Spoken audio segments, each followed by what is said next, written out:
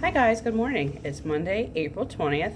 Today we're going to read probably most of chapter 7, The Case of the Colorful Cards.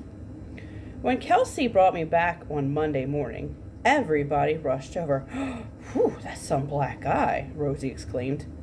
Actually, it was purple and gray with pink and green stripes, but I didn't correct her. How's it feel? Mr. E asked her. Fine, Kelsey said. She set my cage on the table in front of the window and walked very carefully and gracefully back to her desk.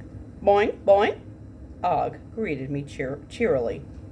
Then Simon came in and everybody wanted to touch the bump on his head. Okay, he told Small Paul, but not too hard. That's nothing, Thomas said, holding the back of his head. I hit my head and had to get 95 stitches here. That explains a lot, just Joey muttered as he walked by. Tall Paul bent down and looked at Thomas's head. Funny there's no scar. 95? Simon asked. I'm pretty sure he didn't believe Thomas. Are you sure? If you got 95 stitches in your head, you'd be sure, Thomas said. My friends all went to their seats, and as soon as the bell rang, helpful Holly raised her hand. Mr. E, we always have a vocabulary test on Monday, she said. There were lots of groans from the other students, and some of them went, shh. Well, we won't have one this Monday, Mr. E replied, because today we'll have... He didn't finish his sentence because just then Mr. Morales walked into the classroom. He was wearing a tie with horses all over it. I wonder if they make a tie with hamsters all over it. Class, I have another note from Mrs. Brisbane. She says, I'm getting stronger every day. Today, I was actually able to put on my slippers. I think of you all every day. Slippers? Kelsey said that's what ballerinas wear. And Mrs. Brisbane has said she'd be dancing soon. So, just as I thought, Mrs. Brisbane really was learning ballet. What do you think? I have her an address for her now, Mr. Morales said. So I think it would be nice if you'd all make cards and we'll send them off to her. Great idea, Mr. E said. We'll start on that right away. After Mr. Morales left, Mr. E passed out colorful paper. He told my classmates to start writing their messages to Mrs. Brisbane while he gathered up art supplies. Holly's hand shot up in the air. Of course it did. They're over there on the shelves. I can show you. No thanks, Holly. You start writing, Mr. E replied. Now be sure to make sure your card reflects your personality. Can I take this home and work on it tonight? Daniel asked. Try to do it now, Daniel, Mr. E told him. If you don't finish, you can take it home. Soon, all of my classmates were bent over their tables working. All except for Joey. He stared at his paper, but he didn't write one word. I scrambled up to the top of my cage to see if I could read what my other friends were writing, but I couldn't make out the letters from so far away. I wanted to write to Mrs. Brisbane too, but I didn't dare take out my notebook in case someone saw it. And as much as I like my friends, my notebook is private. No one should ever read something that's private. While my friends wrote, things were clinking and clanging and rattling and rolling around as Mr. E poked around in the art supply bins. Soon there was a big mound of markers and boxes of colored pencils and crayons on the desk. I saw more construction paper, brightly colored yarn, scissors, glue, and jars of buttons, beads, and glitter. When Mr. E told my friends to take what art supplies they needed for their cards, everyone raced forward at once. I wanted those markers, Simon said. I got here first, Thomas replied. clutching the markers to his chest. "Oh, feathers," Phoebe said. Rolling Rosie rolled toward the desk. "Hey, I need those," she said. "Ow! Rosie ran over my foot," Sophie complained. "Did not," Rosie said. My friend never acted like that when Mrs. Brisbane was in the classroom. I could hardly tell what anyone was saying because there was so much commotion.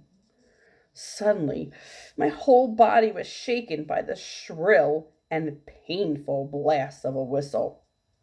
Everybody got quiet then. I didn't even have to look to know that Mrs. Wright was standing in the doorway. "What's going on in here?" she asked. "We're making cards for Mrs. Brisbane," the substitute answered. "What you're making is an uproar," she said. "I could hear you way down the hall. And according to school policy, you should not be able to hear what's going on in a classroom from the hallway." Mrs. Wright walked into the classroom, and I saw that she wasn't alone. Hurry Up Harry was with her. "I don't suppose you noticed that one of your students was missing," she said. Harry hung his head and looked extremely unhappy. "I guess I'm still getting used to all the students," Mr. E said. "Come on in, Harry. Make a card for Mrs. Brisbane." Mrs. Wright fingered the whistle hanging down from her neck. I braced myself just in case she blew it again. "Mr. Edapopopoulos," I have no idea how to say that. "At Longfellow School, we don't permit our students to roam the halls whenever they want," Mrs. Wright said.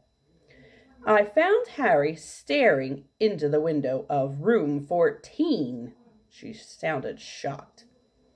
"They're building an amazing tower," Harry explained. "What's amazing is that you weren't in your classroom like all the other students at school," Mrs. Wright said. "I will have to report Harry to the principal." "I'll handle this," Mr. E said. Mrs. Wright looked surprised. "Really? You'll put in a report?" Mr. E nodded. "That's right, Mrs. Wright." I was surprised and relieved when Mrs. Wright and her whistle left the room. But I was sorry that Hurry Up Harry was going to get in trouble. He'd gotten in trouble a lot at the beginning of the year for being late. But he'd been so much better until Mr. E arrived. "Do I have to go to the office?" Harry asked. "No, Harry, but the class is just as much fun as room 14, Mr. E said. "Come on, let's make cards. Make them funny and bright with lots of pizzazz." Pizzazz? What on earth was pizzazz? I'd never heard that word before. I'd never seen it on a vocabulary list either. Was it like glitter and beads and glue? Or was it like pizza? Whatever it was definitely a mystery word that I found very pie-whacking. My friends spent the rest of the morning on the cards, working furiously. Feathers flew, scissors snipped, and there was glitter everywhere. Joey still seemed to be struggling as he stared at his card. Maybe Joey needed help, but Mr. E didn't seem to notice. I think Mrs. Brisbane would have noticed. When the bell rang for lunch, my friends raced out the door while Mr. E restacked the art supplies. "Everything okay?" Bismack said as she poked her head in the door. "Fabulous," Mr. E said.